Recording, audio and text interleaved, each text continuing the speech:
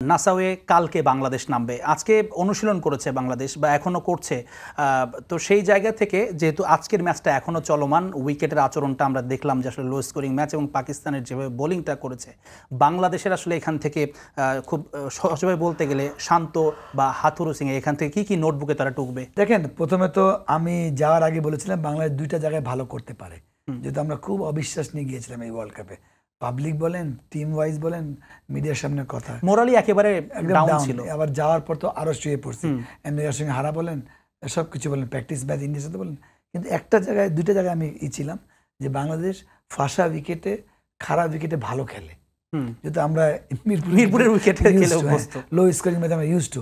যখন আমরা 180 দেখবো, 90 দেখবো, আমরা এমনি হেরে যাবো, কেন আমাদের অভ্যাস নাই 180-90 চেস করার। বাট লো, ওটা আমি বলেছিলাম। আরেকটা আমি বলতাম যে কালকের ম্যাচে specially against south Africa, Bangladesh যেমন আজকে বলেছিলাম টস জেতাটা খুব ইম্পর্টেন্ট পাকিস্তানের জন্য। ইন্ডিয়া যদি টস হারতো, জেতার সম্ভাবনা থাকতো। বাট পাকিস্তান যদি টস হারতো, পাকিস্তান ওখানে হেরে যেত। এই টসে যেহেতু পাকিস্তান যে বোলিং লাইন যে একটা অ্যাডভান্টেজ নিবে, পুরোপুরি অ্যাডভান্টেজ নিয়ে যায়। সেম কিন্তু বাংলাদেশ।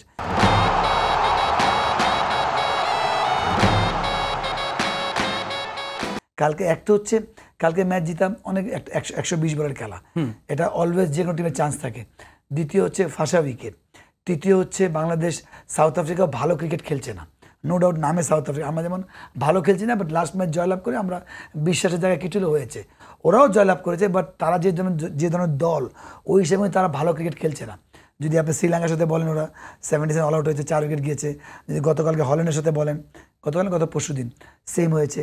সেম বাংলাদেশের সঙ্গে বাংলাদেশ টসটা জিতে ওদেরকে, যেমন ডেভিড মিলার এক্সট্রা আউট নিয়ে খেলেছে এগেন্স্ট হল্যান্ডের সাথে, একা জিতিয়েছে ম্যাচটা।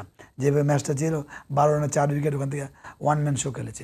তো ওই একটা জায়গায় বাংলাদেশ যদি টসটা জিতে যত কমে আউট করা যায়, শান্ত হোক, হাতুরা হোক, এটা কিন্তু টিম ওয়াইজ খেলতে হবে।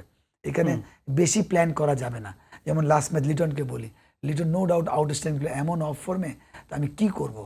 যেহেতু এই ফাঁসা উইকেটের সুবিধা, উনি কাভার উপরে খেলা পছন্দ করেন, পুল খেলেন, বাট উনি কিন্তু একদম once to come and quiet, যেহেতু 120 চেজিং, তো ওই একটা জায়গায় উনি ভেরি মাচ সাকসেস। সৌম্য ওটাই হয়তো নার্ভাস ছিলেন, বা তামিম স্ট্রোক করে ফেলেছেন। ওই জায়গায় স্ট্রোক না খেললে কাম অ্যান্ড কোয়াইট লিটনের মধ্যে থাকতো।